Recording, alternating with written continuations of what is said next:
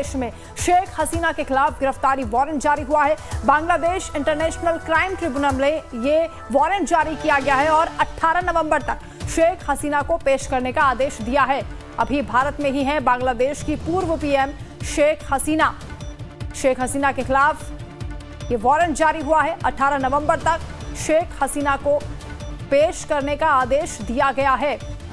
बांग्लादेश की पूर्व प्रधानमंत्री शेख हसीना इस वक्त भारत में है और उनके खिलाफ ये गिरफ्तारी वारंट बांग्लादेश में जारी हुआ है। 18 नवंबर तक का वक्त दिया है, उन्हें पेश होने के लिए आदेश दिए गए हैं। बांग्लादेश इंटरनेशनल क्राइम ट्रिब्यूनल की ओर से ये वारंट जारी हुआ है। शेख हसीना की गिरफ्तारी के आदेश दिए गए हैं। संवाददाता राजेश हमारे साथ जुड़ रहे हैं। शेख हसीना जो कि भारत में है, उनके खिलाफ गिरफ्तारी वारंट आना, राजेश जी किस तरह से आप इसको देखते हैं? शेख हसीना की मुश्किलें बढ़ने वाली हैं? देखिए, जब से वहां पर हसीना सरकार का पतन हुआ था और वहां से उन्हें भागकर भारत आना पड़ा था, सबसे मुश्किलें हैं वो लगातार बढ़ रही है। आज एक खबर निकल कर आ रही है कि उनका गिरफ्तारी वारंट जारी कर दिया है इंटरनेशनल क्राइम ट्रिब्यूनल ने, और वहां पर ये आरोप ये लगाया गया उनके ऊपर कि जब वो प्रधानमंत्री के पद पर थी तो छात्रों का जो मूवमेंट हुआ था, प्रदर्शन जो चल रहा था, तो बड़े पैमाने पर मानव अधिकारों का उल्लंघन हुआ था। यही सरकारी जो मशीनरी थी उनके ऊपर, मशीनरी यानी पुलिस वालों के ऊपर, सरकार के नुमाइंदों के ऊपर ये आरोप लगाया गया इनके इशारे पर, क्योंकि ये प्रधानमंत्री थे तो इनके ऊपर जिम्मेदारी मान रहे हैं वहां के लोग, और कह रहे हैं कि इनके प्रधानमंत्री होते हुए वहां मानव अधिकारों का उल्लंघन हुआ था और बहुत सारे लोगों की मौत भी थी प्रदर्शन के दौरान। कहा यह गया है ट्राइब्यूनल के द्वारा कि उन्हें 18 नवंबर को कोर्ट में पेश किया जाए। हालांकि इतना आसान नहीं है क्योंकि वो इस वक्त भारत में है और उन्हें वहां पर बिल्कुल नहीं ले जाकर के कोई भी प्रोड्यूस कर सकता है, क्योंकि उसके लिए भारत सरकार की सहमति जरूरी है। लेकिन अब रही बात शेख हसीना की, तो उनकी मुश्किलें लगातार बढ़ रही है।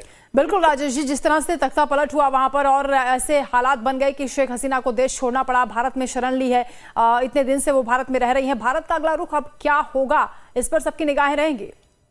जी हाँ, बिल्कुल रहेगी, भारत की निगाह इस पर रहेगी। लेकिन ऐसा नहीं है कि वहां अगर किसी कोर्ट से अगर उनके खिलाफ कोई अरेस्ट वारंट इशू हो जाता है तो वहां की आएगी पुलिस या भारत सरकार उन्हें कह देगी कि आप चले जाइए। वो अगर यहाँ पर है तो भारत सरकार की मर्जी से है और वहां पर ये सब जो न्यायिक जो प्रक्रिया है वो चलती रहेगी। अलग अलग कोर्ट्स में इस तरह के केसेस डाले गए हैं तो वो जो एक कानून का जो पालन होता है, कानूनी जो प्रक्रिया होती है वो चलती रहती है।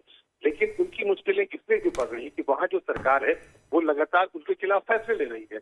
जैसे अभी थोड़े ही दिन पहले उनका डिप्लोमेटिक जो पासपोर्ट था उसे रद्द कर दिया गया था। तो ये सब लगातार हो रहा है और वहाँ की जो सरकार है, जो वहाँ मोहम्मद यूनिस की सरकार है, जो भी केयर टेकर है वहाँ के सरकार के, वो लगातार ऐसे फैसले ले रहे हैं। अभी और भी खबर ये निकल कर आ रही है कि जो शेख हसीना के वक्त जितनी छुट्टियां थी, जो वहाँ के जब बांग्लादेश जब बनाया गया था, वहाँ जब फ्रीडम स्ट्रगल हुआ था और भारत की मदद से सरकार बनी थी, बांग्लादेश का जब जन्म हुआ था, तो उससे जुड़े हुई जितनी छुट्टियां थी वो सब कैंसिल कर दिया वहाँ की सरकार ने। तो जो फैसले शेख हसीना लेती थी, ज्यादातर फैसलों को वहाँ बदला जा रहा है और अलग अलग अदालतों में उनके खिलाफ केसेस डाल दिए गए हैं। और उसी में से एक इंटरनेशनल क्राइम ट्रिब्यूनल में वहाँ के जस्टिस मोहम्मद गुलाम मुर्तजा ने ये आदेश दिया है आज, और सिर्फ शेख हसीना के बारे में नहीं है, उनके अलावा भी और 50 लोगों के खिलाफ प्रोसिक्यूशन ने गिरफ्तारी वारंट मांगा था। तो ये कहा है वहाँ जस्टिस मुर्तजा मजूमदार ने कि उन्हें कोर्ट में पेश किया जाए। जी, बहुत शुक्रिया आपका राजेश जी तमाम बातचीत के लिए।